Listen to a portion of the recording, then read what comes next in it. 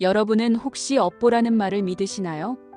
내가 알게 모르게 저지른 일이 내게 돌아온다는 것. 이게 불교에서는 업장이라고 합니다.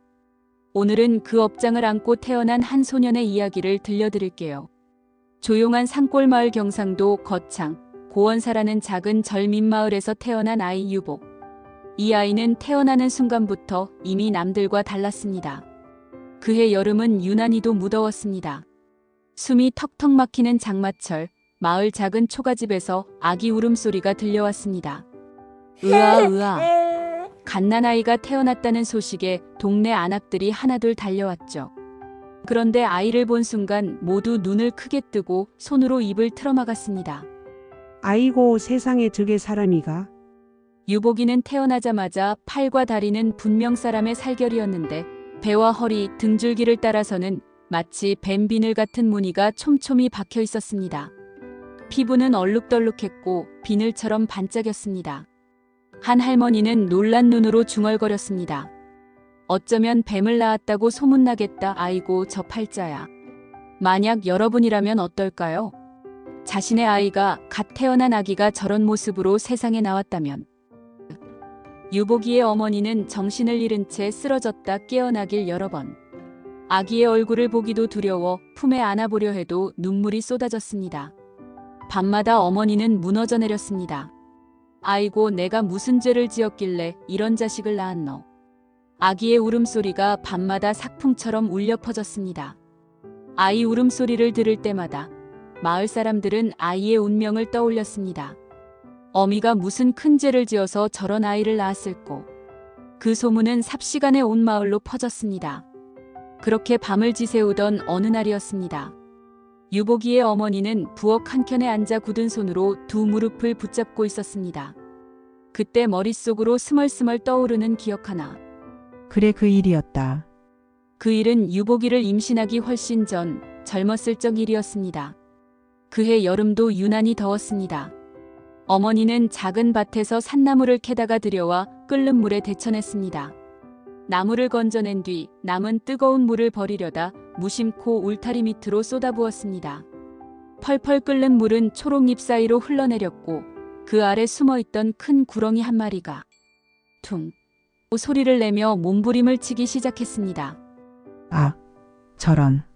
놀란 어머니는 지켜볼 뿐 아무것도 하지 못했습니다. 구렁이는 뱀이지만 그 크기와 노란 눈동자를 보면 마을에서는 구렁이는 집 지킴이라며 잡지 않는 게 원칙이었습니다. 하지만 이미 너무 늦었죠. 구렁이는 비명을 지르듯 몸을 꿈틀거리다 울타리 밑 풀숲에 머리를 쳐박고 숨을 거두었습니다. 생명을 죽였다는 죄책감은 그렇게 그녀의 마음 깊은 곳에 묻혀버렸습니다. 살아가면서 잊었다고 생각했지만 업은 잊지 않습니다. 무심코 쏟아버린 뜨거운 물, 그것이 결국 뱀의 한으로 돌아와 그녀의 뱃속에 머물렀던 걸까요? 그 기억이 떠오른 어머니는 통곡했습니다. 아이고 그 구렁이가 내 뱃속으로 들어왔구나. 내가 그걸 죽여서 이 아이가. 밤마다 낮마다 어머니는 갓난아이의 등을 어루만지며 중얼거렸습니다.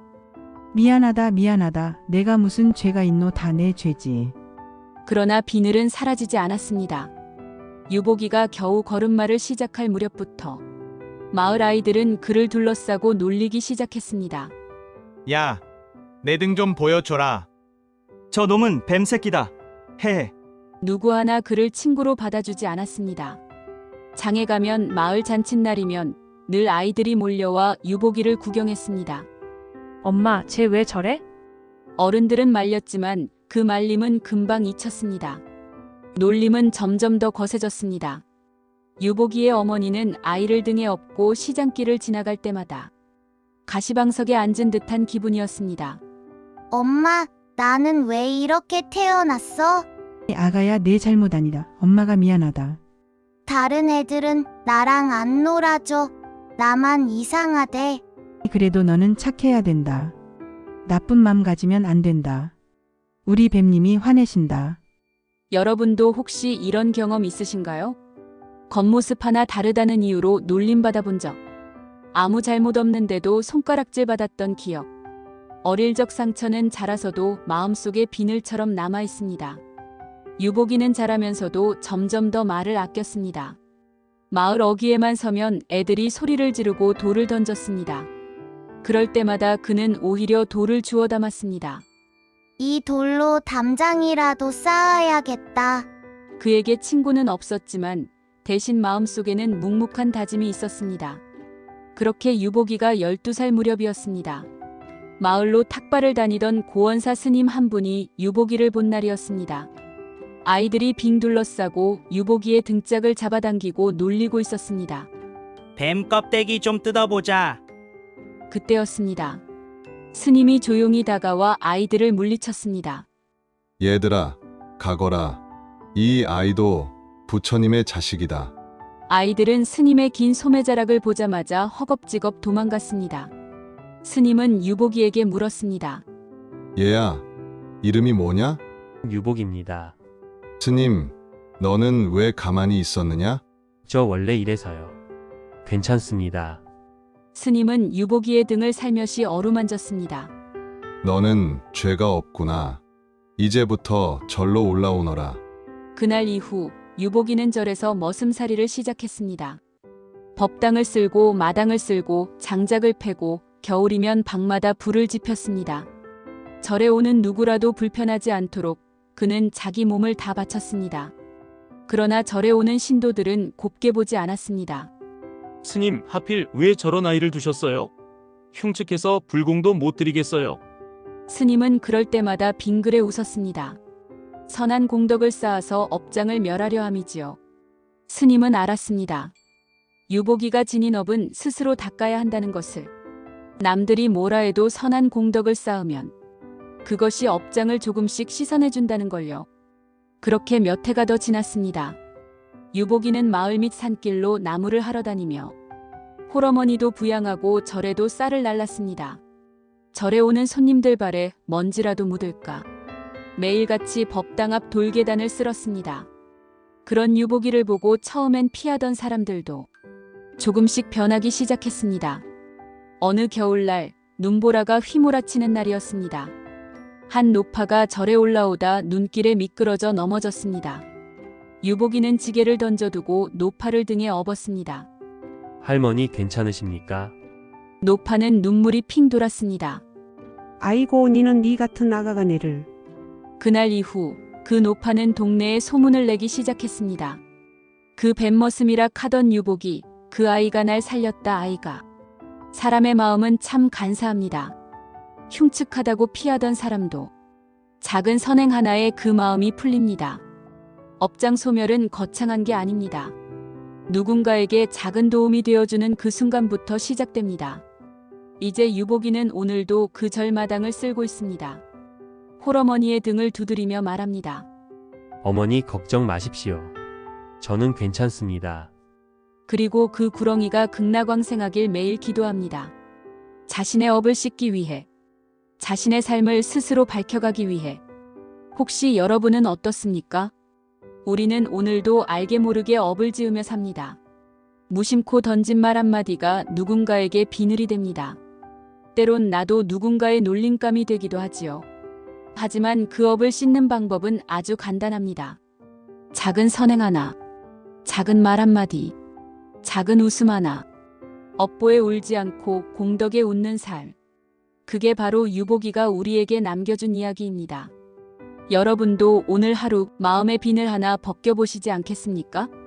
첫 번째 이야기 잘 들으셨나요? 유복이의 삶은 그저 자기 업을 씻는 데서 그치지 않았습니다.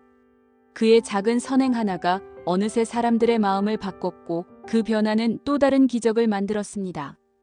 유복이의 이야기는 어느새 마을을 넘어 인근 고을에까지 퍼졌습니다. 고원사에 흉측한 머슴이 있다더라. 처음엔 그저 놀림거리였던 소문이 그 아이가 한겨울 노파를 업고 눈길을 걸어 내려왔다더라. 절에 오는 가난한 사람들 지게에 쌀을 얹어주더라. 이런 이야기로 조금씩 바뀌었습니다. 어느 날엔 마을 가장이 절에 올라와 주지 스님 앞에서 큰 절을 올렸습니다. 스님, 제발 우리 집에 유복이를 하루라도 보내주십시오. 우리 집 담장이 무너졌는데 그 아이 손은 금손이라서요. 스님은 빙그레 웃었습니다. 그럼 다녀오거라. 다만 이 아이가 하는 일에 술 한 잔, 고기 한 점도 내지 마시오. 선한 마음만 돌려주시면 됩니다. 놀림받던 머슴에서 마을의 손발로 누군가의 필요가 되는 사람이 된다는 것. 그게 유복이가 쌓은 가장 큰 공덕이었습니다. 유복이의 홀어머니는 병이 깊어져 누워 있었습니다.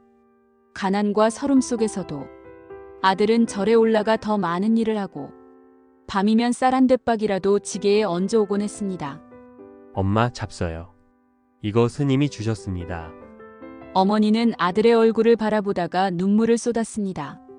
유보가 내가 업장을 다 닦았나 보다. 사람들이 너를 찾는다더라. 유복은 웃었습니다. 아닙니다. 저는 아직도 멀었습니다. 그 구렁이도 아직 극락에 다 못 갔을지 모릅니다. 어머니는 기침을 하면서도 아들의 등을 쓰다듬었습니다. 손끝에 만져지는 거친 비늘. 하지만 그녀의 눈에는 그것이 더 이상 흉하지 않았습니다. 사람이 달라지면 상처도 달리 보입니다. 어머니에게는 이제 그 비늘이 아들의 상처가 아니라 자신이 씻어내야 할 죄의 흔적으로 보였을 겁니다. 시간이 흘러 유복이는 고원사 머슴이면서도 동네에 구멍난 담장을 막아주고 논두렁이 터지면 지게를 졌습니다. 그런데 마을 사람들은 어느 순간부터 저 아이가 절의 머슴이 아니라 우리 모두의 머슴이다. 이렇게 생각하게 됐습니다. 어느 해 여름 큰 장마가 들이닥쳤습니다. 마을 하천이 불어나 다리가 떠내려갈 위기. 사람들은 전전긍긍하고 있을 때 유복이가 앞장섰습니다. 제가 돌을 메워놓겠습니다. 비가 억수같이 쏟아지는 밤 그는 불어난 물살에 몸이 휩쓸릴 뻔하면서도 돌을 날랐습니다. 야야, 니는 왜 혼자서 다 하노? 우리 다리가 떠내려가면 다 같이 못 살지 않습니까? 같이 한다. 같이 하자. 그날 밤 처음으로 사람들은 유복과 어깨를 나란히 했습니다. 누군가는 무서워 피했지만 누군가는 작은 돌 하나라도 얹었습니다. 작은 공덕은 혼자 쌓는 것 같아도 그 불씨가 사람들의 마음을 바꿉니다. 그리고 언젠가는 모두가 같이 업을 닦아가게 됩니다. 어느 해 절에서는 작은 법회를 열었습니다. 주지스님은 법문을 하다가 유복이를 법당 앞자리에 앉혔습니다. 이 아이가 우리 절을 지켰습니다. 이 아이가 없었다면 우리는 다리가 떠내려가 마을과 절이 다 잃을 뻔했지요. 사람들은 눈물을 삼켰습니다.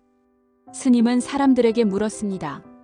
여러분은 업장이 자기 것만이라 생각하십니까? 아닙니다. 업장은 서로 연결되어 있습니다. 이 아이의 업장이 이 마을을 지키고 이 마을 사람들의 공덕이 이 아이를 바꿉니다. 스님, 그럼 우리는 뭘 해야 합니까? 선한 말을 하고 선한 마음을 내고 작은 것이라도 서로에게 베푸십시오. 공덕은 모여서 큰 강물이 됩니다. 업장 소멸은 혼자만의 길 같아도 결국 우리 모두의 마음과 이어져 있다는 걸 유복의 삶이 보여주었습니다. 어느새 유복의 머리에는 희끗희끗 흰머리가 자라나기 시작했습니다. 그의 등에 있던 비늘은 여전히 남아있었지만 그를 보는 사람들의 눈빛은 달랐습니다. 마을 아이들은 더 이상 놀리지 않았고 오히려 그에게 물었습니다. 유복 아재, 왜 그렇게 착하게 사십니까? 그는 아이의 머리를 쓰다듬으며 웃었습니다. 그래야 내 마음이 편하지. 마음이 편해야 부처님께 부끄럽지 않지. 어느 달 밝은 밤 유복은 법당 불빛 밑에 홀로 앉아 중얼거렸습니다. 부디 그 구렁이가 극락왕생하게 하옵소서. 내 업장이 다 벗겨지지 않더라도 그 생명이 편히 가길 바랄 뿐입니다. 사람은 결국 자기 업장을 다 씻지 못하고 떠납니다. 하지만 누군가를 위해 쌓은 작은 공덕은 남아 누군가의 마음을 지킵니다. 그게 바로 유복의 기도였습니다. 여러분, 유복의 이야기를 들으면서 어떤 생각이 드셨나요? 우리도 알게 모르게 작은 업을 지으며 삽니다. 말 한마디 행동 하나가 누군가의 마음에 비늘이 됩니다. 하지만 그 비늘은 작은 선행으로 벗겨집니다. 말 한마디가 누군가를 살리고 손 내민 손길 하나가 나를 바꿉니다. 오늘 여러분은 누군가에게 어떤 마음을 썼나요? 혹시라도 무심코 던진 말로 누군가를 울리지 않았나요? 그렇다면 괜찮습니다. 지금부터라도 그 업장을 닦아내면 됩니다. 유복은 흉측한 모습으로 태어나 평생을 남을 위해 살았습니다. 그런 삶이 있었기에 우리는 지금도 업장 소멸과 공덕의 가치를 이야기할 수 있는 겁니다. 업보에 울지 않고 공덕에 웃는 삶. 그 불씨가 여러분의 마음에도 번져가길 바랍니다. 오늘도 업장 소멸을 향해 작은 선행 하나부터 시작해 보시죠. 이 이야기가 마음에 남았다면 구독과 좋아요는 큰 공덕입니다.